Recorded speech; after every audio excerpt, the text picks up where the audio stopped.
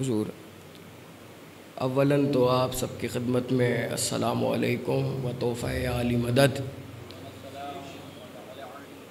سالانہ عشرہ اربعین منعقد ہے اور آپ حضرات پہلی تقریر سماعت فرما رہے ہیں بغیر کسی تمہید کے۔ کلام خدا میں، قرآن کریم میں اللہ نے ایک اسٹیٹمنٹ ریکارڈ کرایا ہے اور عجیب انداز سے کروایا ہے۔ آیت کا پہلا حصہ ہے اور انتہائی مشہور و معروف حصہ ہے، ثم اورثنا الکتاب الذی، ہم نے اس کتاب کے یعنی قرآن کے وارث بنائے ہیں۔ اور بیشبہ تفاسیر ہیں جس میں کئی لوگوں نے اس جملے پہ یا اس جملے کی تفسیر پہ صرف یہ کہنے پہ اتفاق کیا ہے اس سے مراد وہ ہیں جو قرآن پڑھ رہے ہیں، حالانکہ بچہ بھی یہ بات جانتا ہے کہ گھر خرید کر کسی کو چوکیدار رکھ لینے سے چوکیدار گھر کا مالک نہیں ہو جاتا۔ توجہ رکھیے گا، تمہیدی گفتگو ہے، آج کی پہلی تقریر ہے اور میرا دوسرا برس ہے یہاں، تو یہ تو میں نہیں کہہ سکتا کہ میں آپ سے ناآشنا ہوں۔ اگر پہلا برس بھی ہوتا تو یہ کہنا اس لیے نہیں بنتا تھا جب دل کا مکین ایک ہو تو اجنبیت نہیں ہوتی۔ اور اہل بیت کے ماننے والے آپ بھی ہیں، میں بھی ہوں، تو میں یہ کیسے کہہ سکتا ہوں کہ میں کہیں اجنبی جگہ پہ پڑھ رہا ہوں؟ یہاں میں نے نام علی لیا، اجنبیت ختم۔ تو اللہ یہ کہہ رہا ہے کہ ہم نے قرآن کے وارث مقرر کیے ہیں، وارث بنائے ہیں۔ اچھا، قرآن تو بھائی شیعہ سنی نہیں ہے نا، یہ تو کلام اللہ ہے، اللہ کا کلام ہے، پاکیزہ کلام ہے۔ میرے برادران اہل سنت کے لیے بھی معتبر ہے، ہمارے لیے بھی معتبر ہے، اٹل ہے، حرف آخر ہے، اس کے بعد کچھ نہیں ہے۔ یعنی جو قرآن ہم پڑھ رہے ہیں وہی ہمارے بھائی پڑھ رہے ہیں، جو آیت ہم پڑھ رہے ہیں وہی ہمارے بھائی پڑھ رہے ہیں۔ تو جب وہ یہ آیت پڑھ رہے ہیں ثم اورثنا الکتاب الذی، تو یقیناً وہ کبھی نہ کبھی تو اس کا ترجمہ بھی پڑھتے ہوں گے۔ اور ترجمہ کیا ہے کہ ہم نے اس قرآن کے وارث بنائے۔ قرآن دین نہیں ہے، دین کا قانون ہے۔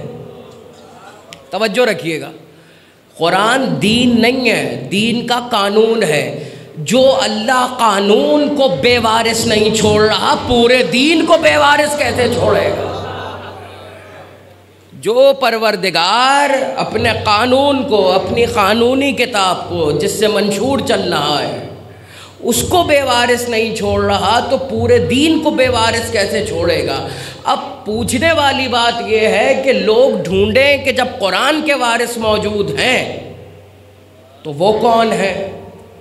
اب کوئی پوچھے گا ان کو ڈھونڈنے کی کیا ضرورت ہے؟ جب آپ منشور کے وارث ڈھونڈ لیں گے تو آپ کو دین کے وارث بھی مل جائیں گے۔ اب اللہ کے رسول نے کہا میں اس کتاب کا وارث ہوں، مجھ پر قرآن اترا ہے۔ توجہ ہے یا نہیں ہے؟ میں اس کتاب کا وارث ہوں۔ اچھا، ایک وارث تو مل گیا، کیوں؟ قرآن اتر رہا ہے میرے نبی پر۔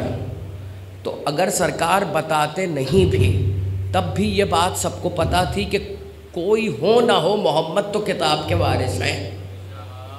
اچھا، اب آیت میں لفظ ہے اورثنا الکتاب الذی، ورثہ کا ذکر ہے، ایک کا ذکر نہیں ہے، وارثوں کا ذکر ہے۔ اس آیت کے اس جملے نے یہ بھی بتایا قرآن کا ایک وارث نہیں ہے، لیکن قانون بتا دیا کہ جب بھی قرآن کے وارث کی بات آئے گی اللہ کے بنائے ہوئے کو وارث کہا جائے گا۔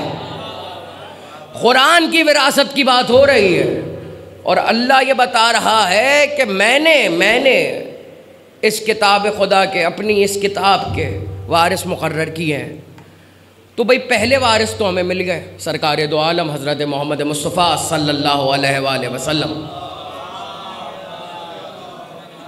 سرکار کے نام پہ اس سے بلندر صلوات پڑھیں محمد و آلہ۔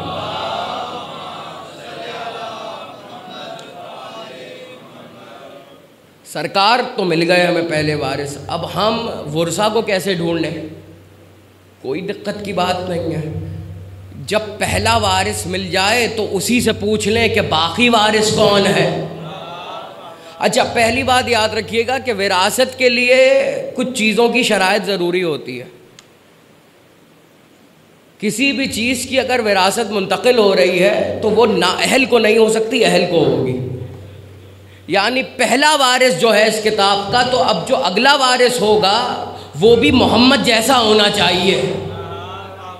پورے تاریخ اسلام ڈھونڈ ڈھونڈ کر مر جائے گی، لیکن علی اور اولاد علی کے علاوہ کوئی محمد جیسا نہیں ملے گا۔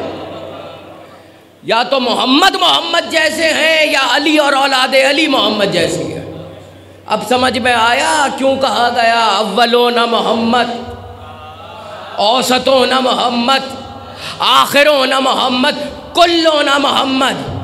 ہمارا پہلا بھی محمد، ہمارا درمیان والا بھی محمد، ہمارا آخری بھی محمد، ہم سب کے سب محمد۔ بھئی متفق ہیں نا اس بات پہ؟ سب متفق ہیں؟ پھنس گئے آپ۔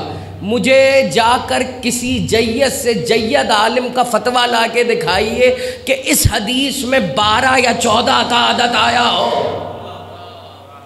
بھئی توجہ رکھیے، پوری حدیث میں نبی نے یہ کہا کہ ہم صرف 12 محمد ہیں یا ہم صرف 14 محمد ہیں؟ نہیں، ہمارا پہلا بھی محمد، درمیان والا بھی محمد اور آخری بھی محمد۔ اس کا مطلب یہ ہوا کہ صرف 12 اور 14 محمد نہیں ہیں، جو اہل بیت میں ہے وہ محمد ہے، وہ محمد کی صفات رکھتا ہے۔ اور بتوفیق محمد و آل محمد اگر اس عشرے میں موقع ملا تو اس حدیث کی تشریح پہ بات ہوگی، ابھی یہاں چھوڑ رہا ہوں اس حدیث کو فی الحال۔ لیکن ثم اورثنا الکتاب الذی آپ کے سمجھ میں آ گیا کہ جب پہلے وارث تک پہنچ جائیں گے تو باقی وارثوں کو پتہ اپنے آپ مل جائے گا۔ اچھا سرکار یہ تو بتائیے وارث کیسا ہو؟ اب آئیے دیکھتے ہیں پہلا وارث کیسا ہے۔ پہلا وارث صادق ہے۔ اچھا صادق کون ہے؟ 2 لفظ ہیں، یا تو صدیق ہے یا صادق ہے۔ صدیق اس شخصیت کو کہتے ہیں جو سچ بولتا ہو، صادق اس شخصیت کو کہتے ہیں جو بول دے وہ ہو جائے،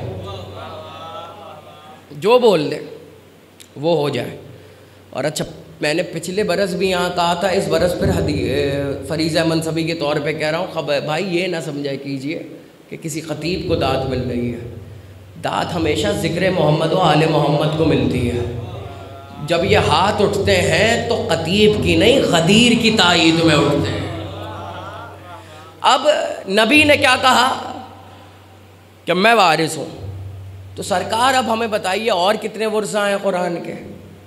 نبی نے کہا بھائی مجھے دیکھ لو، میرے کردار سے جس کا کردار ملتا ہو وہ کتاب کا وارث ہو۔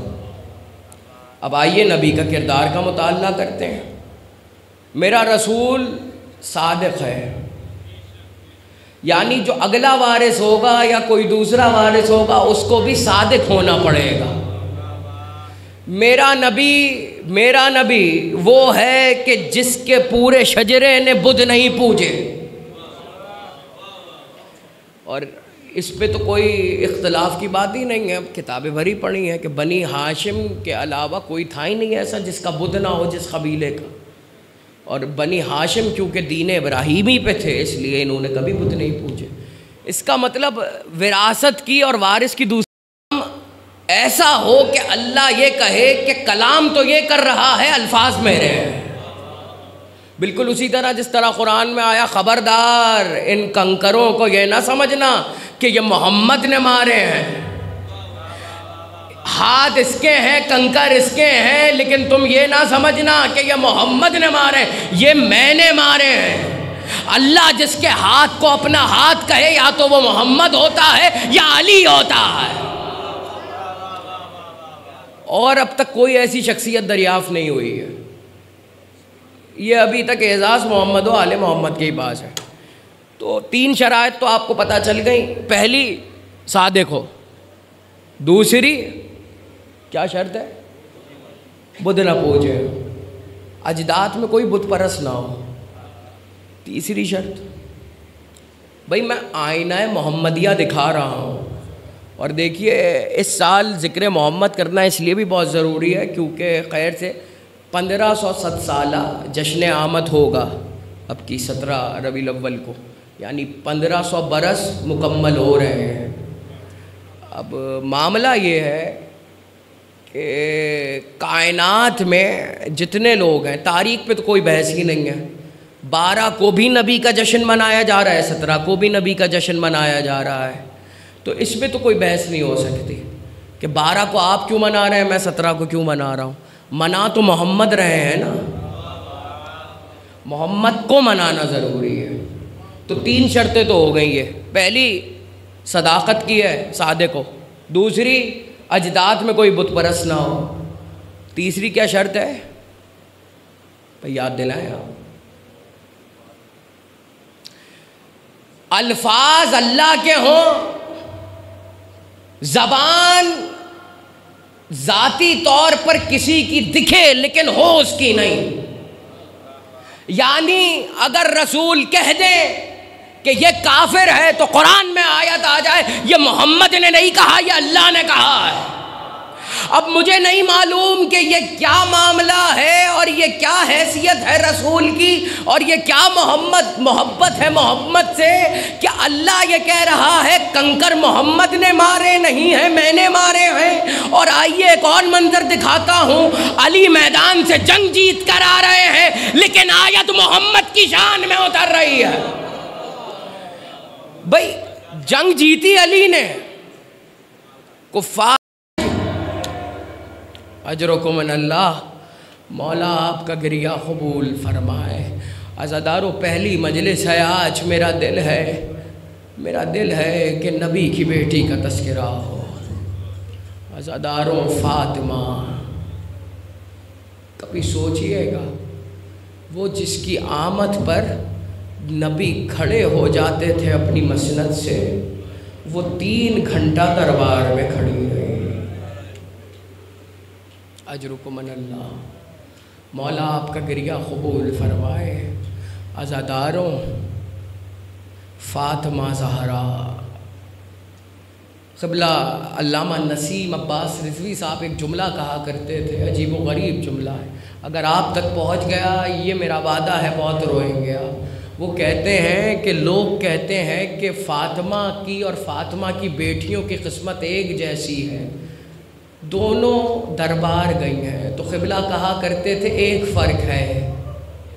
فرق پتہ ہے کیا ہے؟ ماں دربار سے آ کے زخمی ہوئی ہے، بیٹی زخمی ہو کے دربار گئی ہے۔ بس آپ کی آوازیں بلند ہو گئی، عبادت ہو گئی۔ مولا اس عزادار کو کسی غم میں نہ رلائے، اس آگ کو کسی غم میں نہ رلائے جو غم مظلوم کربلا میں روتی ہو۔ اور یہی وقت دعا ہے عزاداروں، فاطمہ شہادت میں نے نہیں پڑھنی، 2 یا 3 جملے میں نے پڑھنے ہیں مصائب کے۔ عزاداروں مجھے نہیں معلوم دربار میں کتنی دیر تک بی بی رہیں، لیکن جب واپس آئیں تو منظر یہ تھا۔ اجرکم من اللہ، مولا آپ کا گریہ قبول فرمائے۔ عزاداروں قیامت کا منظر ہے، فاطمہ زہرا گھر آئی ہیں، عزاداروں حجرے میں آ گئیں اور آرام کرنے لگیں، روتی رہیں بابا کو یاد کر کے، ماں خدیجہ کو یاد کر کے رو رہی ہیں۔ عزادار مجھے نہیں معلوم اس امت کو سید زادیوں کے گریے سے کیا تکلیف ہے۔ جب فاطمہ روتی تھی تو لوگوں نے علی کے پاس آ کے کہا کہ جا کے فاطمہ سے کہو یا تو دن کو رویا کرے یا رات کو رویا کرے۔ عزاداروں میں نے بڑا سوچا کہ یہ ماجرا کیا ہے، سید زادی کی آواز تو کسی کے کان میں نہیں جا سکتی، میری شہزادی کے کان میں نہیں جا سکتی، لیکن جب روایات کا مطالعہ کیا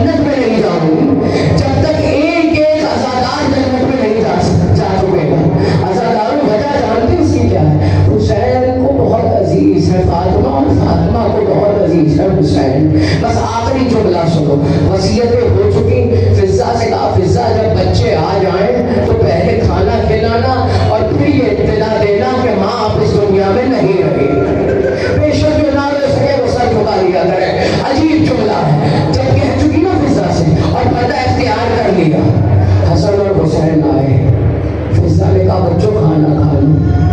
کہا اماں فضہ آج تک ایسا ہوا ہے کہ ہم نے ماں کے ہاتھ کے علاوہ کسی سے کھانا کھایا